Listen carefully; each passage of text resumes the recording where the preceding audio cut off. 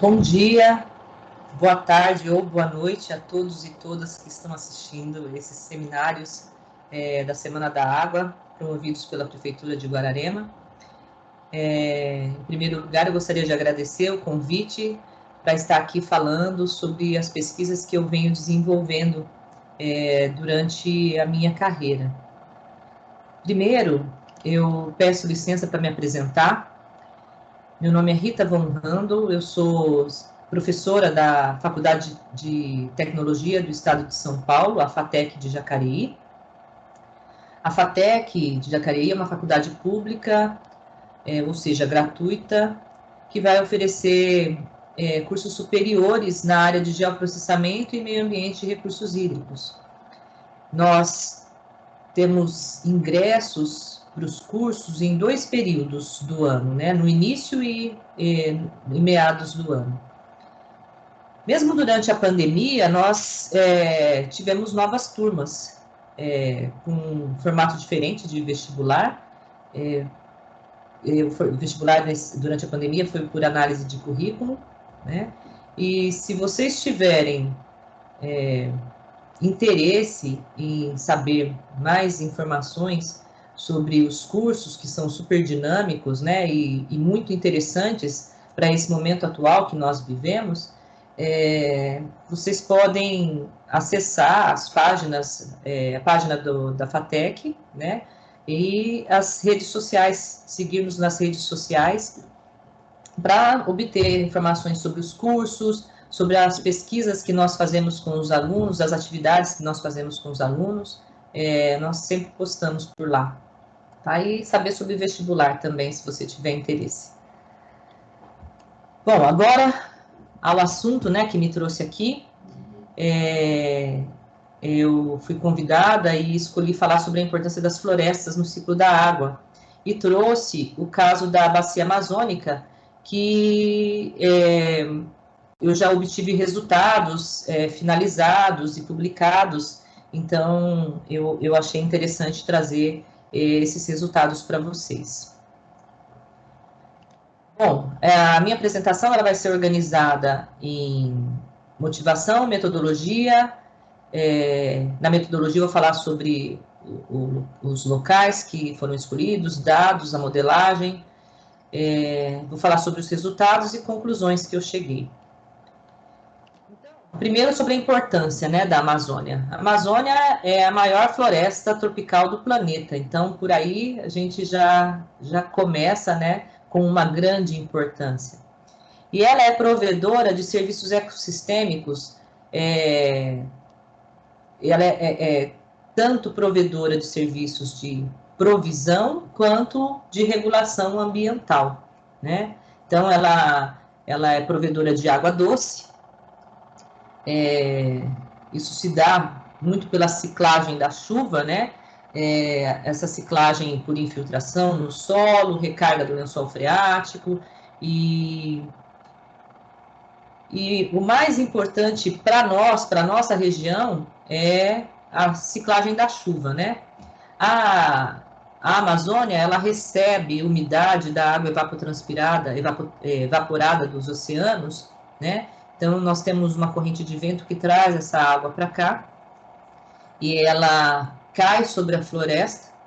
Se não tivesse a floresta, ela ia infiltrar um pouco no solo, mas grande parte ia voltar para o oceano. Mas, devido à presença da floresta, você vai ter interceptação. As raízes vão ajudar, né, nos caminhos para infiltração da água no solo. Então, a gente vai ter um armazenamento, que eu vou mostrar mais para frente. Mas essa água vai ficar disponível para as árvores fazerem a fotossíntese. Então, elas pegam essa água do solo e jogam de novo para a atmosfera. E, com essa corrente de vento, né, essa ciclagem aqui chega a ser 15% da chuva que cai produzida, né, na bacia amazônica, é feita pela evaporação, evapotranspiração, né, que é a evaporação da água interceptada nas folhas, né, quando a chuva cai, e da transpiração da árvore. Então, ela pega, joga essa umidade de novo para a atmosfera, que é empurrada pelos ventos e choca aqui com a Cordilheira dos Andes e essa umidade é trazida para cá. Não fosse essa umidade, nós teríamos um clima desértico aqui, porque nós estamos numa latitude de desertos. Se vocês forem no Google e procurar desertos do mundo, vocês vão ver que a nossa região é exatamente na região dos desertos, tanto na latitude sul como norte, né? Então, tem também a diversidade biológica, produtos florestais, né, que até nós usamos, né, açaí chega até aqui, castanha do Pará, e tem a regulação ambiental também, ela é muito importante para a qualidade do ar, né, para a regulação do clima, provedora dos recursos hídricos, né, geração de energia, controle de erosão, né, pela presença da floresta, e polinização e assim por diante. Bom, essa floresta, como todos sabem, vem sofrendo várias ameaças, né? Ameaça pela conversão de floresta em pastagem, né? Para crescimento animal, áreas de cultivo, a degradação e fragmentação, né? Então, a Amazônia ela é fértil devido à presença das árvores que fazem a ciclagem ali, né? Decomposição orgânica das folhas. Então, isso é que alimenta a floresta. Sem ela, o solo fica empobrecido muito rapidamente. Então, a gente tem um solo degradado, tem a fragmentação. Então, quando você tem, já tem estudos provando que quando você tem floresta e áreas desmatadas e cultivo, essa parte de borda da floresta, ela fica muito suscetível a incêndios, né? Então, isso traz uma degradação também para a floresta. As alterações climáticas, as mudanças climáticas, queimas de combustível fóssil, faz com que você tenha aquecimento, né? E algumas espécies acabam morrendo, né? E aí causa um desequilíbrio que pode trazer vários impactos, né? Como o surgimento de doenças, né? Para a população. Tem a queimada também, a ameaça de queimadas, que a gente viu nos últimos anos, e aumentos de secas e inundações extremas. Então, com a seca, você pode ter uma mudança no tipo de cobertura, né? Então, isso é uma ameaça para a Amazônia. Vou falar aqui um pouquinho sobre o balanço hídrico, como ele é na floresta primária, na floresta intacta. Então, você tem uma entrada, que está aqui a precipitação, né? Entrada de água na bacia. Aí você tem aqui a cobertura vegetal. Então, você vai ter evapotranspiração, né? Transpiração da árvore, evaporação. Você vai ter a vazão aqui, que é o quê? E você vai ter um armazenamento de água no solo que vai fazer a recarga do lençol freático, né? E vai fazer a manutenção desse ciclo, né? Da bacia. Quando você troca a floresta por pastagem, você vai tirar a vegetação, então você vai ter uma redução na evapotranspiração, então você não tem aquela vegetação pegando água do solo e jogando para a atmosfera mais, né? Vai ser muito reduzida a evapotranspiração. E essa entrada, se continua a mesma, ela vai ser mais distribuída na vazão, então vai ter um aumento de vazão. Então, o que acontece quando a gente pega e abandona, né? Como eu disse, a pastagem fica muito empobrecida depois de várias queimadas, né? Que os fazendeiros utilizam ali para renovar a pastagem, e logo tem uma degradação, porque o solo fica empobrecido, né? E aí, quando você abandona essas pastagens, isso acontece muito lá na Amazônia, principalmente na Amazônia Central, né? A gente tem o crescimento de uma floresta secundária. Então, o que aconteceria com a evapotranspiração? Ela, com uma vegetação maior do que a pastagem, ela aumentaria, né? Mas aumentaria quanto? Qual seria o impacto no armazenamento de água? Como que vai ser a vazão, né? Então, essas perguntas foi o que motivou o nosso estudo. Nós temos uma lacuna, né, de conhecimento, que seria como que as componentes do balanço hidrológico ela se comporta sazonalmente e espacialmente, né? Essas coisas ainda não são totalmente compreendidas. Então, tem uma falta de observação de fluxos, né? Ou seja, esse fluxo de água que vai da superfície para a atmosfera, né? Então, a gente chama de fluxo, nas áreas de vegetação secundária, né? E a gente também sabe pouco dos impactos de mudança do uso de cobertura e uso do solo na descarga do rio, né? Em condições de mudanças climáticas. Então, o objetivo do trabalho que eu desenvolvi foi investigar como a evapotranspiração muda, né, espacialmente e sazonalmente em áreas de pastagem, né?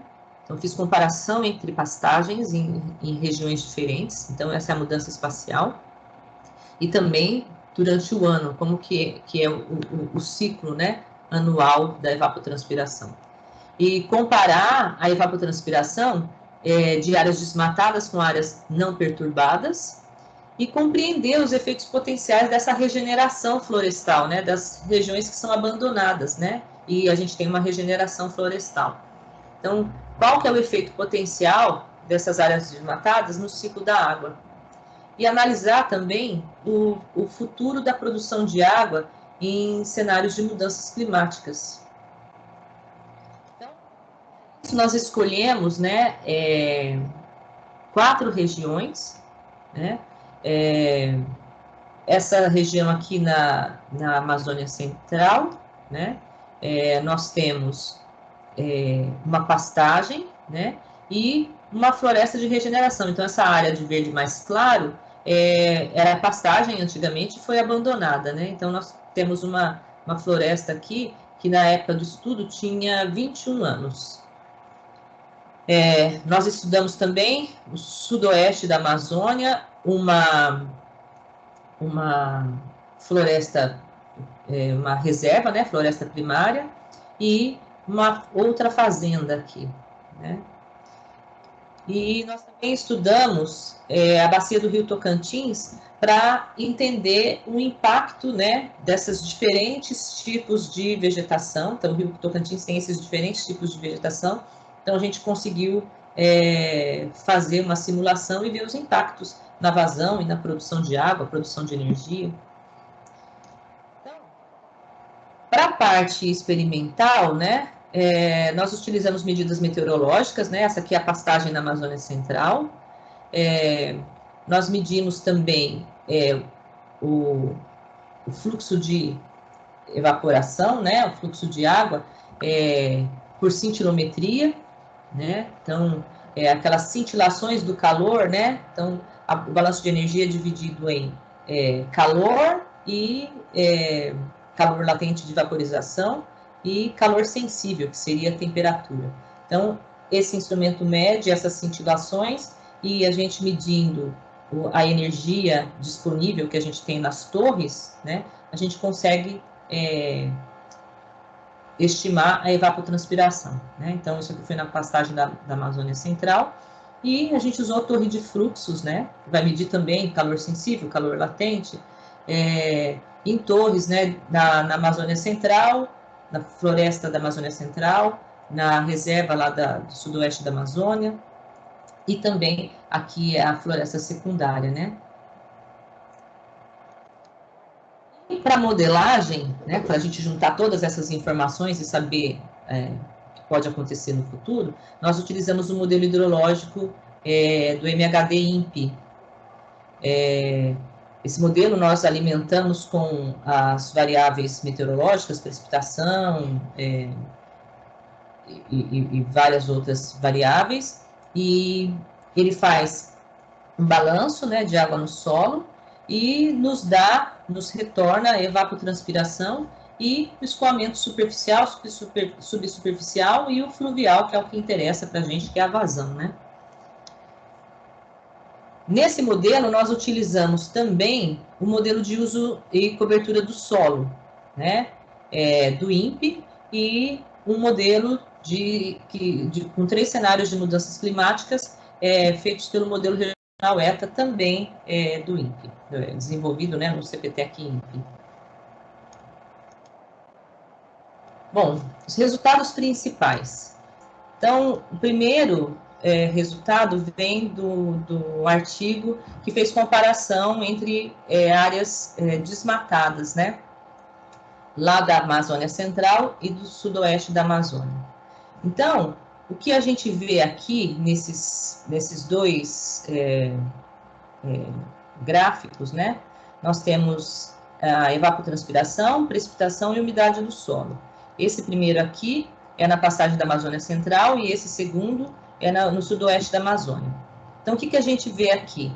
Nós temos o regime de chuva, né, que seriam essas barrinhas, a umidade do solo, representada por essas bolinhas abertas, né, e a evapotranspiração, que seria essas bolinhas pretas, né, e a gente tem aqui aquela média móvel, que está bem famosa ultimamente, né, para a gente ter uma ideia da sazonalidade, né, como que isso se comporta durante o ano.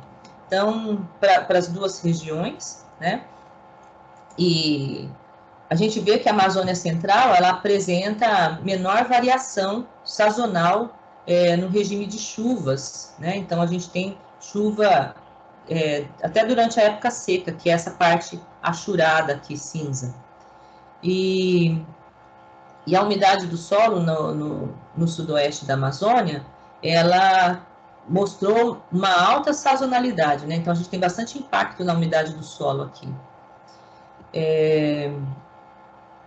Isso veio em resposta à escassez de chuva, né? Aqui o ciclo hidrológico é bem mais marcado, né? A gente tem uma época seca que realmente fica sem chover, diferentemente da Amazônia Central. No entanto, a evapotranspiração é um pouco maior durante a estação seca aqui, né, na floresta, na Amazônia, desculpa. Ele é um pouquinho maior na estação seca aqui na Amazônia, no sudoeste da Amazônia, né, atingindo níveis até de floresta primária durante a estação chuvosa. Bom, por que essa pastagem ela consegue atingir níveis tão altos de evapotranspiração? É porque o índice de área foliar, né, é bem maior. Índice de área foliar é a quantidade de folhas por metro quadrado que a gente tem, né?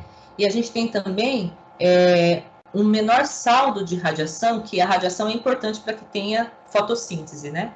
Então, a gente tem um menor saldo de radiação durante a estação chuvosa aqui na América Central. Então, por causa da quantidade de nuvens, né, a gente tem um saldo de radiação, uma quantidade de energia que chega menor do que aqui na Amazônia, no sudoeste da Amazônia. Um outro artigo seria um que nós comparamos, né, a evapotranspiração e a produção primária na floresta secundária, tá? Aqui também na Amazônia Central, tá? Então, a gente está comparando a floresta primária e a floresta secundária, depois que a gente abandona, né? Esse gráfico, ele está mostrando a fração evaporativa. O que significa a fração evaporativa? É a porcentagem da energia que a gente tem disponível, que é utilizada para fazer a evapotranspiração, ou seja, para produzir esse fluxo de água que vai subir da superfície para a atmosfera.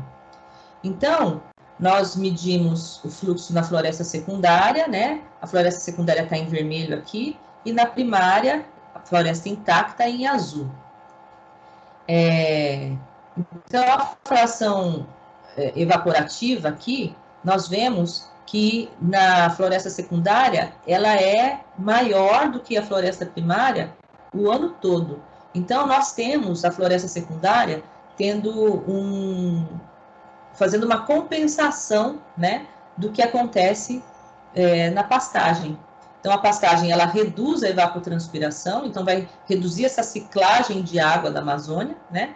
Enquanto a floresta secundária, quando ela está se recuperando, ela aumenta, né, essa quantidade de água que vai para a atmosfera. Então, ela pode servir como uma compensação ao desmatamento. Então, resumindo essa mensagem principal da evapotranspiração, a evapotranspiração na pastagem da América Central, da Amazônia Central, ela é menor do que no sudoeste da Amazônia. A pastagem, né, ela tem, nós tivemos também um outro trabalho mostrando que a pastagem tem a evapotranspiração menor do que a floresta primária, como já se sabia. E o que é novo aqui é que a floresta secundária, ela evapotranspira mais do que mais até do que a floresta primária, né? Então, nós vamos ver esse efeito na vazão e em ordem de uma bacia inteira, né? Então, nós fizemos esse artigo, né, que analisou, né, a resposta da descarga do Rio Tocantins das mudanças, né, e associadas às mudanças climáticas, né, e mudanças de uso do solo. Então, eu trouxe aqui essa projeção futura, tá, de vazão desse rio sob condições de mudanças climáticas, né? Então, utilizando o modelo ETA. Então, só mudanças climáticas aqui, né? Eu tenho o período em 3 períodos futuros, né? Porque o ETA trabalha dessa forma, ele dá as condições para um primeiro período, que é de 2011 a 2040, 2041 a 2070 e 2071 a 2099.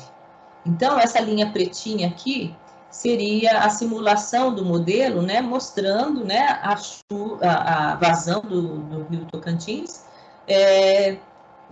entre a década de 70 e 90, que a gente usa como controle. E aí, a partir daí, a gente começa a ver as modificações. Então, nas 3 simulações que nós tivemos do ETA, nós vemos uma redução da descarga, né, em relação ao controle, que a gente chama. Aqui, eu peguei o efeito, né, da mudança climática e sozinha, e da mudança climática com 2 cenários de mudança da Terra, tá? Então, nós temos aqui essas primeiras barrinhas, 2011, 2040, 2041 a 2070, né, futuro. Como que vai ficar a produção, né, de energia em relação à produção atual, né? Ela vai ter aumento ou redução? Então, se fosse aumento, as barrinhas estariam aqui para cima, tá? Então, a gente só teve redução nos 3 cenários climáticos, né? E aqui é só a mudança climática, aqui a mudança climática com um cenário mais sustentável, né? Então, quando você permite um pouco de floresta secundária. E aqui, quando você não permite a floresta secundária, né? Então, como que a gente interpreta isso? Então, aqui, a gente já sabe que com as mudanças climáticas, o que a gente vai acontecer? A gente vai ter uma diminuição na precipitação. Então, se você tem menos água chegando, né, você vai ter uma diminuição também na descarga. Então, a gente vai ter um impacto aqui, né, de diminuição de descarga, então diminuição de produção de energia, tá? Nesse caso aqui, quando você tem o desmatamento, né? Então, com o desmatamento, nós já vimos lá na frente que a vazão, ela aumenta com a pastagem, num primeiro momento, né, pessoal? Porque você tira a vegetação, então a água que vai cair, ela vai escoar rapidamente. Então, aquela coisa de manutenção dos rios, de aporte dos lençóis freáticos, isso vai diminuir. Então, você vai ter um aumento na vazão da pastagem, né? E aí, você vai ter depois uma diminuição menor na vazão em comparação com só mudanças climáticas. Então, aqui a gente está usando mudança de uso do solo também, né? Mas, quando você tem uma coisa mais sustentável, né, que você abandona e deixa a floresta crescer novamente, você vai ter um aumento da vazão, porque você tem um pouco de pastagem, mas isso vai diminuir porque você tem a floresta secundária, né? Ela está pegando um pouco da vazão e jogando para a atmosfera em forma de evapotranspiração. Então, você vai ter um pouco maior na redução da vazão, tá? Então, isso aqui é redução. Então, você vai ter um aumento um pouquinho maior do que nesse caso, e nesse caso, na redução de vazão, tá? Então, a gente fez também um exercício, né, para 2040, 2070, do tempo de operação das usinas hidrelétricas, tá? Então, nós pegamos 3 usinas hidrelétricas e nós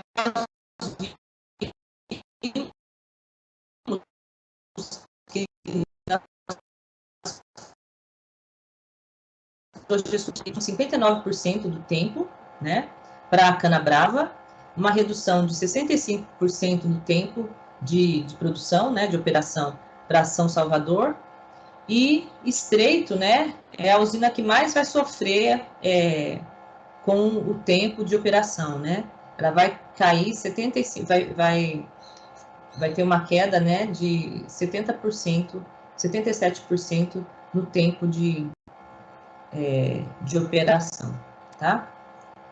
Então, 75% do tempo ela vai estar inoperante. Essas curvas aqui a gente chama de Power Duration Curve, né? Que vai falar qual é o tempo que a minha hidrelétrica vai estar funcionando, né? Então, a gente fez uma média aqui e ela vai ficar inoperante bastante tempo, né? Principalmente a Estreito. Bom, as principais conclusões desse trabalho, né?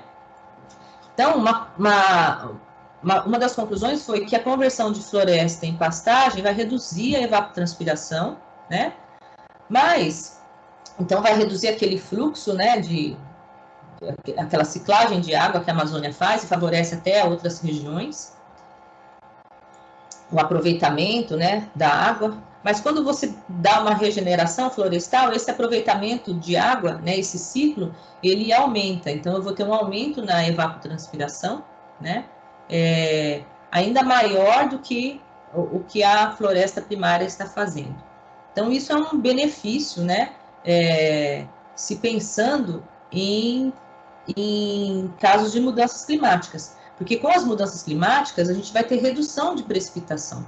Então, num primeiro momento, se você tem a pastagem, você aumenta a sua vazão, né?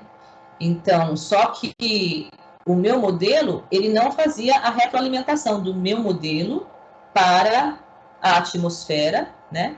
Então, se você tem a água saindo da sua bacia, você não vai ter esse aporte de água da superfície para a atmosfera, para fazer essa ciclagem. Então, você vai ter uma diminuição na precipitação no futuro, né? Nós vimos isso. Então, se você tem uma entrada menor, esse aumento por causa da pastagem, ele vai diminuir, esse aumento de vazão vai diminuir, porque você vai ter menos água entrando, né? Então, a gente vai ter uma menor vazão e menor produção de energia elétrica, com certeza, por causa das mudanças climáticas. Aí, esses impactos, né, eles vão depender da quantidade de floresta secundária que você permite. porque ela pode ser uma ajuda na manutenção do ciclo hidrológico, né? Produção de água na bacia. Bom, era isso que eu tinha que apresentar hoje. Nós estamos trabalhando também com florestas aqui, né, na região sudeste, junto com os alunos da FATEC. Eu desenvolvo vários trabalhos analisando fragmentos florestais urbanos, né? Então, numa próxima oportunidade, a gente pode trazer os resultados que nós estamos obtendo com esses estudos. Deixo aqui o meu contato, e se vocês tiverem alguma pergunta, né, eu estou à disposição. Muito obrigada.